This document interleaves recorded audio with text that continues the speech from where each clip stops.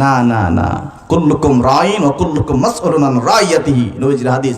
প্রত্যেকেই তোমরা তার দায়িত্বের ব্যাপারে রাখাল, তার রাখালিয়াতের জবাব আল্লাহর কাছে দেওয়া লাগবে, দেওয়া লাগবে প্রত্যেকেই।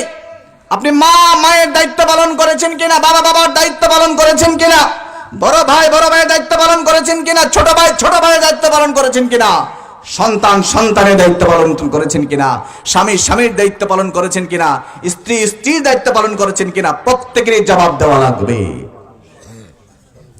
ঘরে বসে বসে শুধু আল্লাহকে ডাকলে আল্লাহ খুশি হয় না।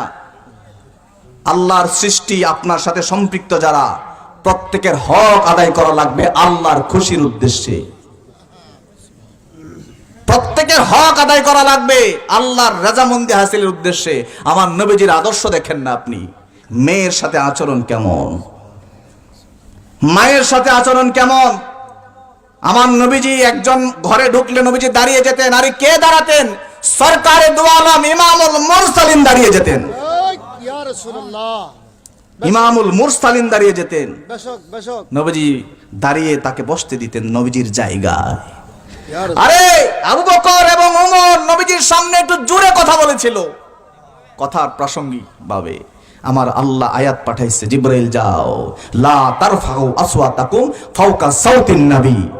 সূরা আহজাব খুলেন, হে আমার নবীকে, নবীর কাছে গিয়ে সাহাবীদেরকে বলো, নবীজি যেন বলে দেয়, লা তারফাউ, জমার সিগা, তোমরা উঁচু করবা না তোমাদের কণ্ঠের আওয়াজ আমার নবীর কণ্ঠের উপরে। এটা মুজারের সিগা, হাল এবং মুস্তাকবিলের সিগা, বর্তমান এবং ভবিষ্যৎ কিয়ামত পর্যন্ত এটা জারি থাকবে। বিধায় আপনি মদিনায় যান, একটা মানুষ জুড়ে কথা বলে না, একটা মানুষ জুড়ে কথা বলে না। আনতাহাবাতা আমালুকুম, আয়াতের শেষে আল্লাহ নবীজি আল্লাহ বলেন, যদি তোমার কণ্ঠের আওয়াজ বেড়ে যায় জীবনের সব বরবাদ হয়ে যাবে। সেই সরকারের দু আলম দাঁড়ায় যেতেন, একজন ঘরে ঢুকলে নবীজি দাঁড়াতেন, তারে নিজের জায়গায় বসে কথা বলতেন। সম্পর্ক কাকে বলে? সম্পর্কের প্রতি দায়িত্ববোধ, মহব্বত, ভালোবাসা কত বেশি। আমার নবীজির মেয়ে মা ফাতেমাতুজ জাহরা রাদিয়াল্লাহু তাআলা আনহা যখন ঘরে ঢুকতেন নবীজি দাঁড়িয়ে যেতেন। পৃথিবীবাসীরা, তোমরা যখন তোমাদের মেয়েকে জীবন্ত মাটিতে কবর দিতে, তখন আমার নবী, আমার সরকারে দু আলম নিজের মেয়েকে নিজের বসার আসনে বসিয়ে নিজে দাঁড়িয়ে থাকতেন। বাবা কেমন হয় দেখো। আমরা এগুলো বলি না, আমরা বলি শুধু নবীজি নূর, নবীজি হাজির নাজির, এই আমাদের আলোচ্য বিষয়। আরে বাবা, এই তো শুনতেছি যারা সারা জীবনভর, এখানে আপনারা জানা যারা আছেন, একটা মানুষেরও তো এই আকীদার বাহিরে কোনো আকীদা নাই, কথা কোন ঠিক কিনা? তো আপনি এই আকীদা পোষণ করেন, আমি আবার এটা আবার বলার কি আছে, শিখানোর কি আছে? আপনারা তো আমার লোকে। চরিত্র পরিবর্তন করি আসুন। আপনি আমাকে বলেন, আমি আপনাকে বলি। আমার অনেক ভুল আছে, আপনি বলেন আমারে, আপনি আমার ভাই হবেন, তখন আপনি আমার ভাই হবেন। আপনার হলে আমি বলবো, আমি আপনার ভাই, আপনার ভালো চাই আমি, আপনি বলেন আমারটা, কেন হব না? পীর একজন খাদেম, পীর একজন খাদেম। কাদের খাদেম? কাদের খাদেম? আল্লাহ খুঁজে যেই মানুষেরা, সেই মানুষের খাদেম। আর আল্লাহ খুঁজে যেই মানুষেরা, এরা সাধারণ কোনো মানুষ না। আল্লাহ খুঁজে সাধারণ মানুষ, তখন তার লেভেল আর থাকে না বাবা। সেই সালেক সুলুকিয়তের পথে যারা আগে চলে আসে, আমি তাসাউফের দিকে আজকে কথা না বললাম, এই সুলুকিয়তের পথে যারা চলে আসে, তাদের খাদেম হওয়াটাও ভাগ্যের, সৌভাগ্যের, সৌভাগ্যের। আমার নবীজি মেয়ের প্রতি দায়িত্ববোধ।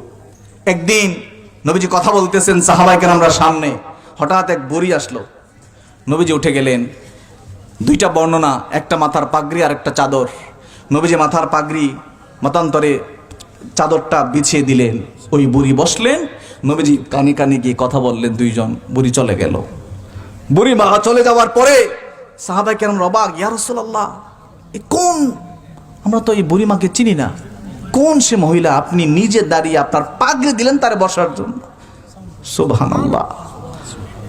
যেই হাবিবে দুজাহানের থুতু মুবারক সাহাবায়ে কেরামরা নেওয়ার জন্য হাত পাতত, সুবহানাল্লাহ, সেই হাবিবে দুজাহান মাথার চুল আঁচড়ালে এই চুলগুলি যখন নিচে পড়তো সাহাবাইকের আমরা হুড়ুহুড়ি লেগে যেত নেওয়ার জন্য। সেই সরকারে দু আলম মাথার পাগড়ি বিছায়া একজন বুড়ি মহিলারে বসতে দিছে। জিজ্ঞেস করলো, ইয়া রাসূল, উনি কে? নবীজি বললেন, উনি আমার দুধমা মা হালিমাতু সাদিয়া রাদিয়াল্লাহু তাআলা। আরে পৃথিবীবাসী, তোমরা কার্ল মার্কসের কথা বলো, নেলসন ম্যান্ডেলার কথা বলো, তোমরা মাও সেতুংয়ের কথা বলো, লেনিন, কার্ল মার্কস, স্টালিনের কথা বলো, তোমরা চে গুয়েভারার কথা বলো, মহাত্মা গান্ধীর কথা বলো। আরে পৃথিবীর বড় বড় যত আদর্শ মহান নেতা এসেছে, আমার নবীর একটা আদর্শের সামনে পৃথিবীর সমস্ত আদর্শ তুচ্ছ হয়ে গেছে। কথা বলেন ঠিক কিনা? মাশাআল্লাহ। আবেগী কোনো কথা না বাবা। আপনি লাইন টোকা দেন, পয়েন্ট ধরেন, পয়েন্টে কথা বলবো ইনশাআল্লাহ। আবেগী কথা না। নেলসন ম্যান্ডেলা বর্ণবাদ বিরোধী কথা বলেছে, আন্দোলন করেছে পৃথিবীব্যাপী, 25, 30, 40 বছর ব্যাপী। গোটা পৃথিবীর মানুষ তাকে অনেক উঁচু মাকামে নিয়ে গেছে। কেন? উনি কালো সাদা কালো মানুষদের অধিকারের কথা বলেছে। আমরা মুসলমানেরা তোমার নবীর চরিত্র কি বলছে এই ব্যাপারে সেটা কখনো খুঁজে দেখো নাই। আমার নবীজির এক কথার মধ্যে নেলসন ম্যান্ডেলার পুরো জীবনের ইতিহাস আদর্শ চলে এসেছে। নবীজি বিদায় হজের ভাষণে শেষ ভাষণ নবীজি বললেন, শোনো শোনো সাহাবীরা, আমার কথা আজ যারা শুনবে, এরপরে যারা শুনবে না তাদের কাছে পৌঁছায়া দিবা। ইয়া রাসূলুল্লাহ বলেন, নবীজি বললেন, আজ থেকে ঘোষণা করলাম, সাদা মানুষগুলি কালো মানুষের উপর আলাদা কোনো মর্যাদা নাই। নবীজির এক কথাই সব শেষ। সাদা মানুষগুলির আলাদা কোনো মর্যাদা নাই কালো মানুষের উপর। তুমি যা খাবে তোমার ঘরের অধীনস্থ কাজের মানুষটাকে তাই খাওয়াবে। এখন আপনি নিজের সিনায় বুকে হাত দিয়ে বলেন, আপনার ঘরের কাজের লোকটাকে আপনি যা খান তা খাওয়ান কিনা? যদি না খাওয়ান, বড় আলেম, বড় হুজুর, বড় মুহাদ্দিস, বড় মুফতি, বড় প্রিন্সিপাল, বড় সর্দার, বড় চেয়ারম্যান, বড় এলাকার হয়ে লাভ হয় নাই আপনার। নবীজির আদর্শ দেখেন। আরে আনাস বিন মালিক 10 বছর নবীজির খেদমত করছে। বাবা মা আসছে নিতে, আনাস অনেকদিন তো ছিল, চলো যায়। বললেন, আমি আমার মা বাবার চাইতেও বেশি আদর, মহব্বত, ভালোবাসা, স্নেহ এই নবীজির কাছে পাই। ছেড়ে যায় নাই, তিনি ছেড়ে যায় নাই। মহব্বত কাকে বলে? অধীনস্থ। আর আমাদের কাজের মানুষটা সারা দিন মনে মনে আমাদেরকে বদদুয়া দেয়। আমার আচরণে, আপনার আচরণে। মুসলমানিত্ব ওই জায়গায়, মুসলমানিত্ব ওই জায়গায়। নবীজি বলেন, অনারবের উপর আরবের কোনো আলাদা মর্যাদা নাই।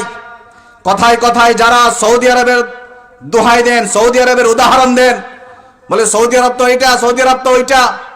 নবীজি কি বলেছেন? নবীজি বলেছেন, অনারব মানে বাংলাদেশি, অনারব মানে ইউরোপিয়ান, অস্ট্রেলিয়ান, অর্থাৎ আরবের বাহিরে যারা আছে সবাই।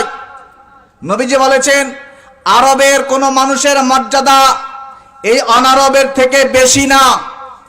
মর্যাদা হবে তাকওয়ার উপর। তাকওয়া যে যার যত বেশি, আল্লাহর কাছে তার মর্যাদা তত বেশি। আর তাকওয়া কোথায়? এই আপনার প্রতিটা সেকেন্ডে তাকওয়া, প্রতিটা জায়গায় তাকওয়া, প্রতিটা সম্পর্কে আপনার তাকওয়া। মারহাবা। ওয়া লিবাসুত তাকওয়া যালিকা খাইর। আল্লাহ কোরআনে বলছেন, তাকওয়ার পোশাক পরো, আর ওইটাই সবচেয়ে উত্তম।